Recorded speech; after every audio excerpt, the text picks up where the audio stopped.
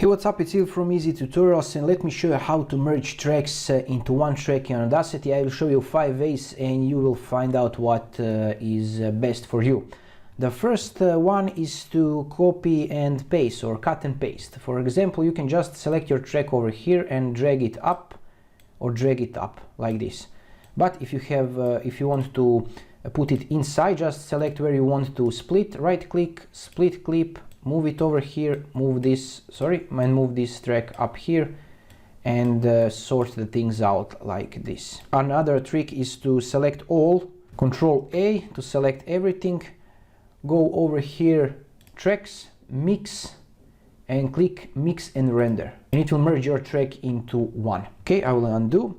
Another good thing is if you have these tracks sorted like this and you want them to be end to end, for example, one after another, Control A, go to tracks, go to align tracks, align end to end, and they will be aligned perfectly. So you can always go Control A, tracks, mix, mix and render. And the last thing is, if you want to do it, go File, you can click Export Audio and select this entire project. And if you click Export, it will, okay, I have my audio over here, click Yes, it will merge it everything at the export.